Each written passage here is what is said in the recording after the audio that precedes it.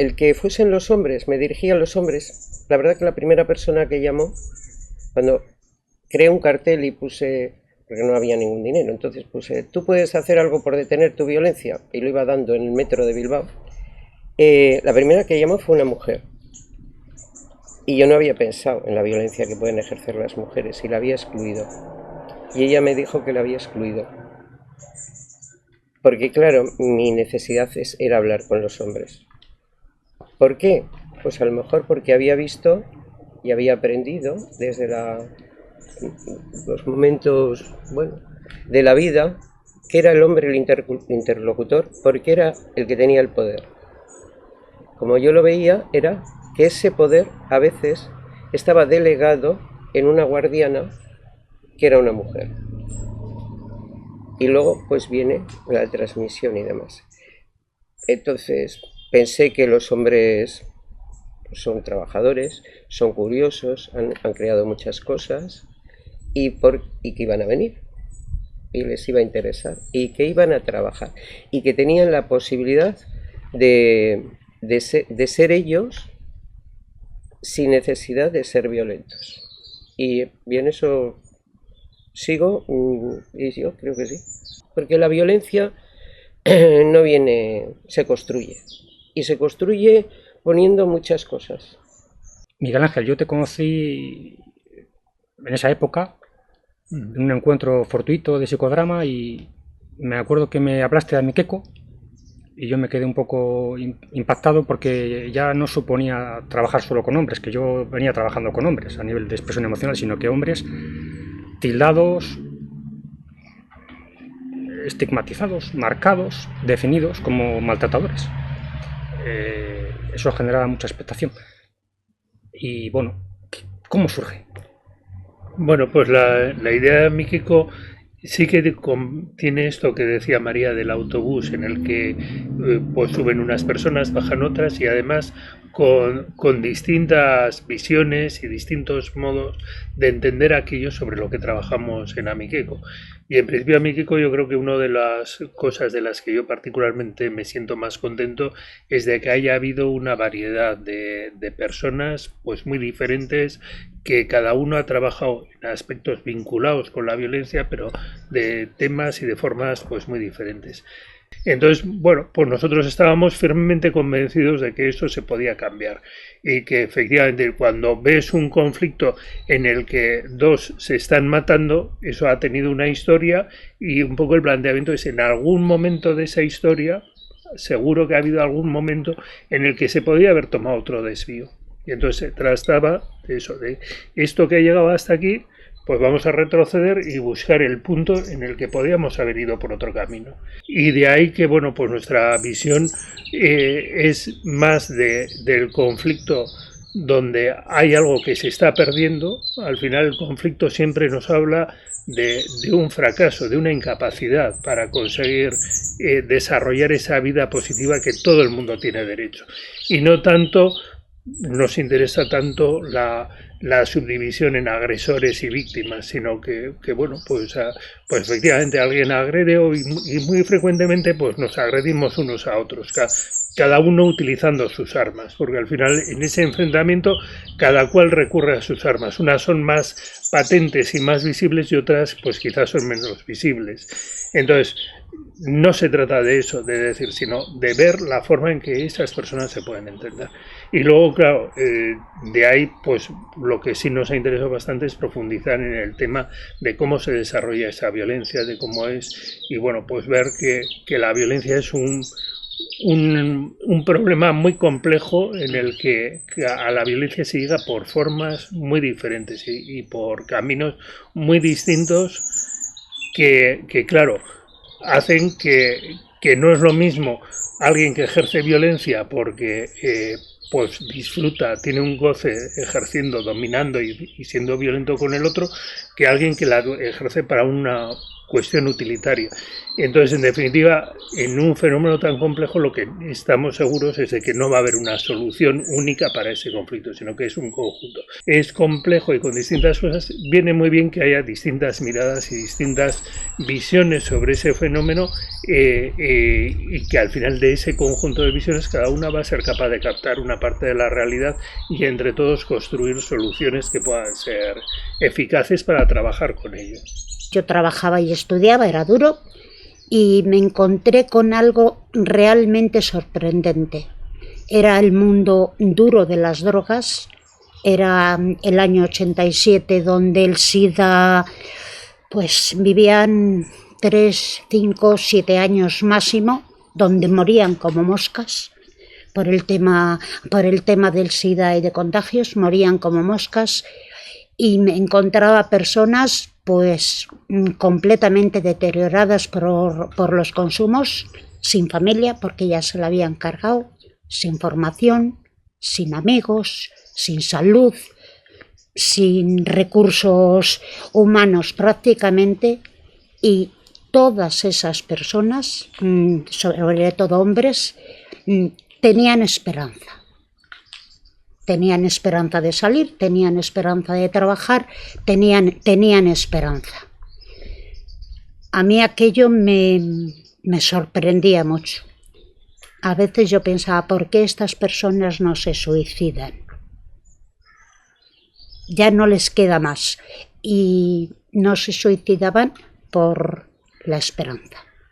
Entonces paso 35 años en distintas prisiones, me prejubilo y con intención de seguir en una vida activa en el campo de la psicología, toda la vivencia de terrorismo, todo el resurgimiento de la violencia de género, tantas muertes de mujeres, digo, bueno, voy a cambiar de contexto y me voy a ir a ayudar a la mujer, ayudar al sufrimiento de la mujer, acercarme a alguna organización feminista y trabajar desde ahí. Una psicóloga muy cercana me dice, ¿tú qué sabes hacer? Da la vuelta a la moneda. ¿Qué sabes hacer? Y evidentemente yo lo que sabía hacer era comprender a tantas y tantas personas condenadas por las más diversidad de delitos y de circunstancias, desde el mundo del consumo, desde el mundo de los pequeños ladrones para consumo, el mundo del narcotraficante, el mundo de ETA, el mundo de agresiones y demás. Entonces, bueno, pues dice, ¿dónde? Ahí me veis buscando asociaciones que trabajaran en recuperación de hombres. Ni siquiera me planteaba solo la violencia de género que mayoritariamente se trata en Amiqueco. Me dio el nombre de Gakoa y Amiqueco, y ya solo la palabra me sonó tremendamente bien, más significando amistad.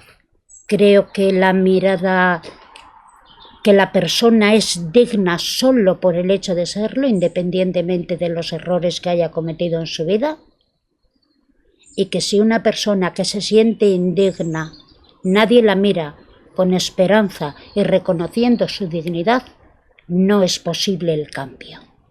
No solo la herramienta terapéutica ayuda la postura personal con la suficiente distancia, empuja a estar al menos en ese momento de otra manera, y van interiorizando momentos de no violencia, y juntos vamos aprendiendo que se puede vivir sin violencia, que darles la oportunidad de que se reconozcan de nuevo a sí mismos, que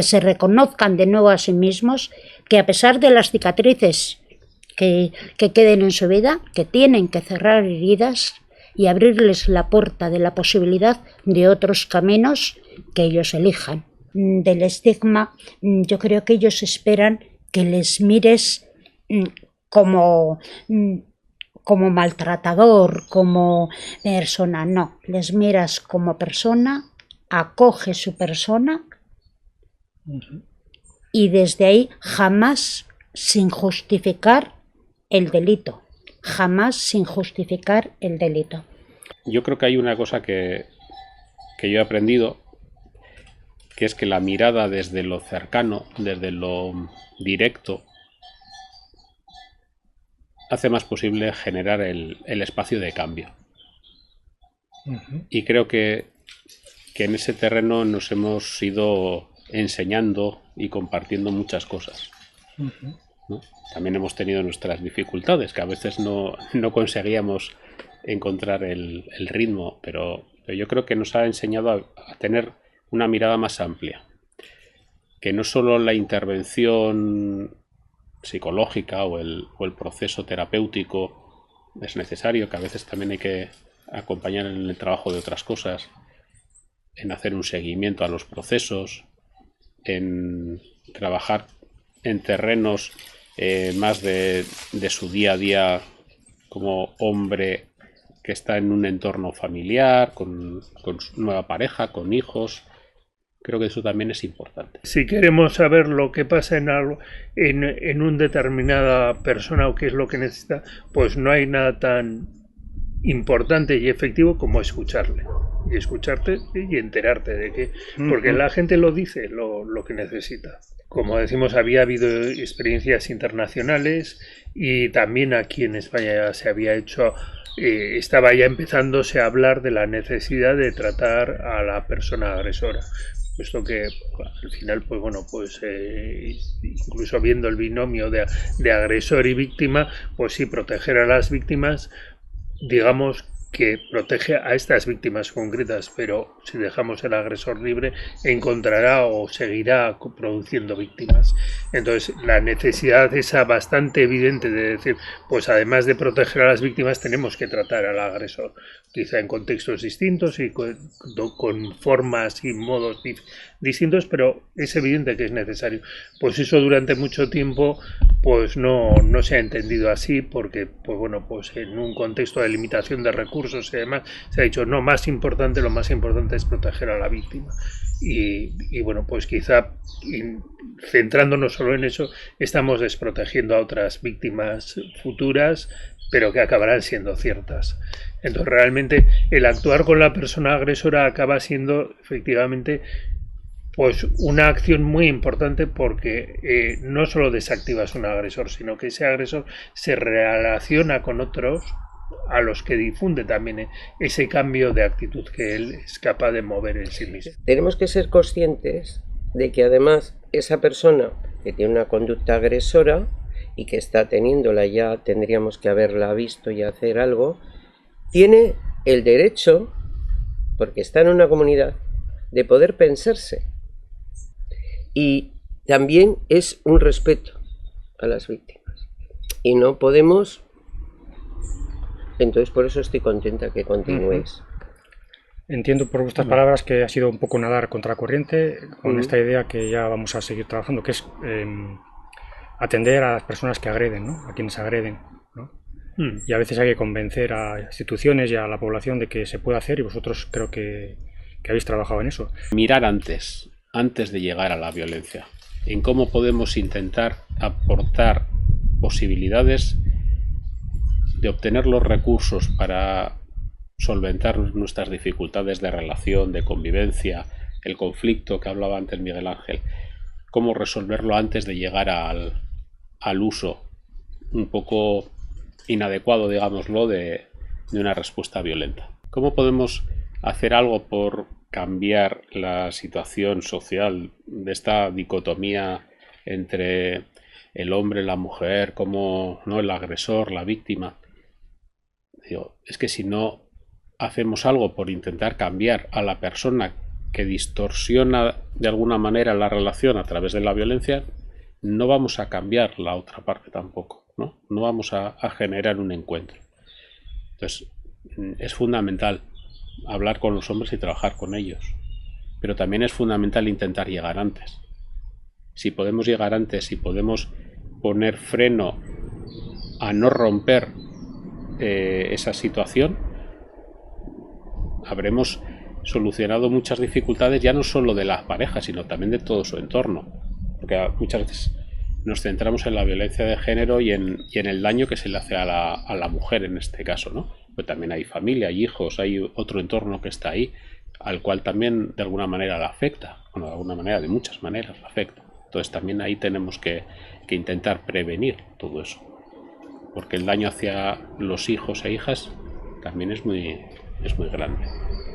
Entonces la prevención es eso, es intentar llegar antes de que la cuerda se rompa.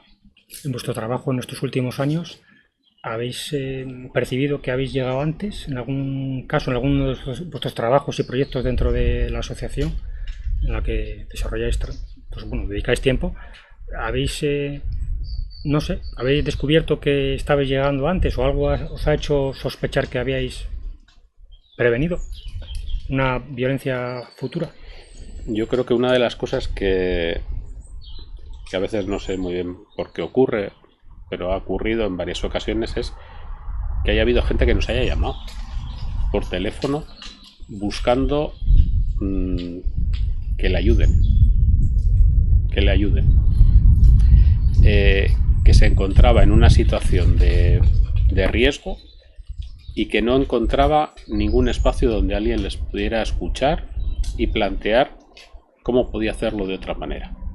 Yo creo que cuando tú te pusiste en contacto conmigo, buscabas algo y tenías tu propia experiencia de lo que había sido Amikeko, ¿no?